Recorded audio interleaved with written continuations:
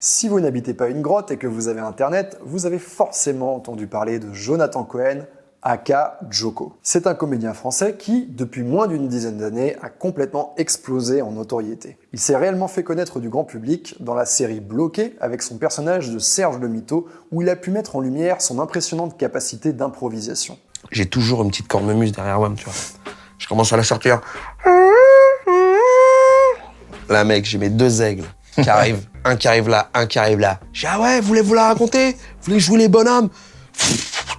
Son personnage était tellement réussi qu'il a obtenu sa propre série. Les gens le reconnaissent pour sa capacité hors norme à improviser, mais également à être captivant et extrêmement drôle lorsqu'il raconte des anecdotes. Et s'il y a bien une chose que Jonathan Cohen nous démontre, c'est que ce n'est pas le contenu d'une anecdote qui la rend drôle, mais sa façon de la raconter. J'en veux pour preuve l'anecdote du chat Claude. Il y avait une maison avec un petit jardin et tout, parce que ses parents vivent à Nice. Il a pris le chat qui s'appelle Chat Claude, et qui est un chat roux. Tu vois que c'est un chat qui a vécu Dans la en grand campagne. air. Il est comme ça, et heureux de vivre. Le matériel de base est très pauvre. C'est un chat qui sort le soir, qui se bat avec d'autres chats et qui revient balafré chez son maître. Mais Jonathan Cohen transforme ça en une anecdote hilarante. Comment fait-il? Dans cette vidéo, je vais décrypter avec vous le storytelling de Joko. Je ne vais pas tellement parler de sa capacité à improviser dans cette vidéo car c'est un sujet à part entière. On va plutôt essayer de dégager les grandes caractéristiques de sa narration pour que vous puissiez vous aussi faire sensation au repas de famille ou entre amis. Une narration engagée. J'entends par narration engagée une façon de raconter vivante et vibrante. Jonathan Cohen donne de lui-même et met une forte intensité dans sa manière de raconter. Et un jour, je dors, je suis comme ça, et là, j'entends...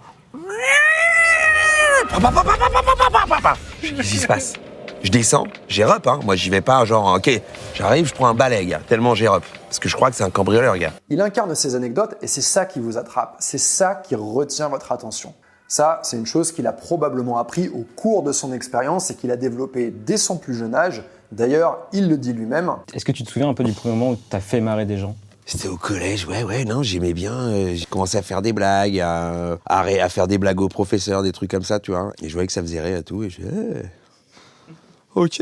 Donc ouais. Après, ça a été une nature, en fait. Et ensuite, peut-être l'a-t-il perfectionné et travaillé lors de cours d'improvisation. Mais ça ne veut pas dire que c'est quelque chose que vous n'allez pas pouvoir reproduire. J'ai notamment relevé deux choses que Jonathan Cohen fait particulièrement bien. La première chose, c'est sa prosodie. J'entends par prosodie l'ensemble des caractéristiques de son expression orale, comme par exemple le volume de la voix, son timbre, l'intonation ou encore les changements de rythme de son élocution. C'est ce qui rend les émotions et les intentions que vous essayez de faire passer plus intelligibles à vos interlocuteurs. En somme, c'est ce qui permet à ceux qui vous écoutent de se connecter à vous et de s'identifier. On habitait à côté de Times Square, qui est vraiment le lieu des clodos. Et on arrive avec nos cafés, on comprend pas ce qui se passe. Il y a 350 personnes devant l'écran de Times Square.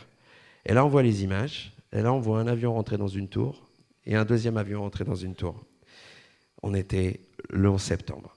Et on se rendait pas compte Enfin, c'était fou, c'était surréaliste. Ici, l'élocution de Jonathan Cohen incarne parfaitement l'émotion qu'il veut partager. L'émotion, dans cet extrait, c'est le désarroi, l'impuissance. Et pour ça, il va prendre une voix tremblante, chevrotante. On comprend très bien à quel point les personnages de son histoire, en l'occurrence lui et ses amis, étaient désemparés face à la situation. C'est ce que vous devez viser quand vous racontez une anecdote. Et ça va vous demander de l'engagement, parce que vous devez mimer un état émotionnel dans lequel vous n'êtes plus forcément dans le moment présent. La deuxième chose qu'il maîtrise à la perfection, c'est son expressivité faciale. Il est particulièrement communicatif avec ses expressions faciales et avec ses gestes.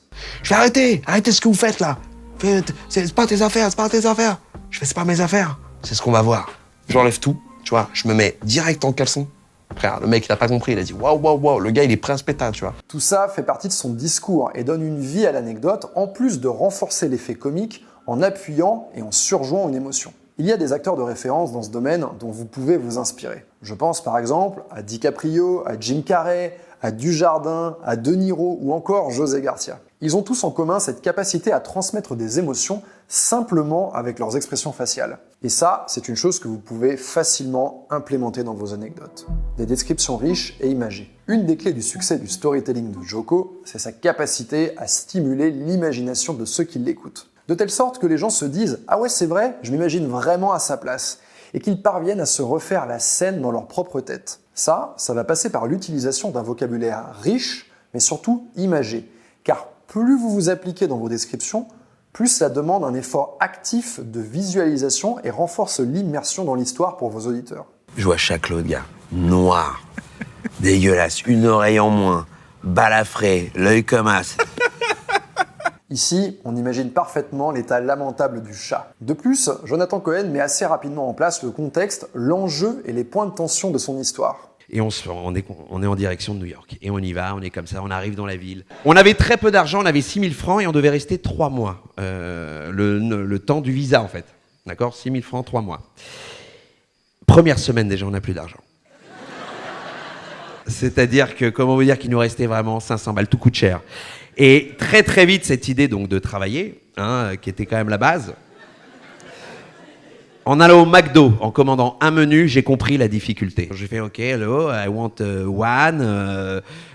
Et là, elle me parle vraiment dans une autre langue. Elle fait « one against one ». Je fais « yes, you want finger, bumper, middle ». Je fais « OK, yes, yes, yes ». Cette mise en contexte est importante pour rendre l'histoire captivante. Car on doit assez vite comprendre ce qui rend son trip aux États-Unis périlleux. C'est tout d'abord sa mauvaise maîtrise de la langue, le peu d'argent qu'il a pour survivre pendant plusieurs mois, et sa difficulté à trouver un travail sans passeport américain. Une bonne anecdote, vous l'avez compris, c'est une anecdote où les personnages sont face à un enjeu. Veillez bien à toujours avoir en tête cette structure. D'abord, une description initiale de la situation. Ensuite, les difficultés rencontrées. Et enfin, une chute. C'est ce qu'on appelle l'arc narratif. D'ailleurs, il n'est pas nécessaire que l'histoire se termine bien. Une histoire qui se termine mal peut avoir son lot de surprises et de choses drôles dignes d'être racontées. Maîtrise de l'absurde. Dans ce dernier point, je vais vous parler de ce qui rend le storytelling de Jonathan Cohen si savoureux. Il s'agit de son utilisation du registre de l'absurde. Quand vous racontez une anecdote, vous avez en réalité une très grande liberté. Et ça, Jonathan Cohen l'a bien compris. Une anecdote, ça n'a pas à être 100% fidèle à la réalité. Vous pouvez l'agrémenter de détails invraisemblables pour la rendre plus captivante. Une façon efficace d'appuyer sur le côté absurde d'une situation, c'est d'incarner les personnages de votre anecdote. Au lieu d'utiliser la troisième personne du singulier, Jonathan Cohen se met souvent à la place de ses personnages en utilisant le « je ». Il quitte un instant sa posture de narrateur pour caricaturer ses personnages et ça fonctionne à merveille. Et le mec, il est comme ça, il fait « OK les gars, qu'est-ce que vous voulez manger ?» Et nous, maintenant, on a 30 $ en poche. Non, mais vraiment, le coca, c'est bien. Il fait « Non, non, non, prenez-vous des burgers, il n'y a pas de problème, OK ?» Ou encore quand il incarne les chats dans l'anecdote de Jacques-Claude. Et je l'imaginais trop dans les rues de Bagnolet, à dire « Bonjour, vous voyez la rue de Chamboulin ?» Ici, le côté absurde est encore plus renforcé par le fait qu'il incarne Jacques-Claude comme si c'était un être humain. D'ailleurs, Claude est un nom qu'on va prêter à un humain. C'est une figure du style qu'on appelle l'anthropomorphisme. Il va mimer l'expression faciale d'un mec bourré complètement déboussolé. Pour appliquer ça à vos histoires, vous devez relever et mettre en exergue un élément remarquable de vos personnages. Ça peut être un accent, ça peut être un tic de langage, ça peut être une démarche, une bizarrerie du personnage, et vous devez l'implémenter dans votre storytelling. Pour conclure, je vous conseille de ne pas trop vous éparpiller en anecdotes.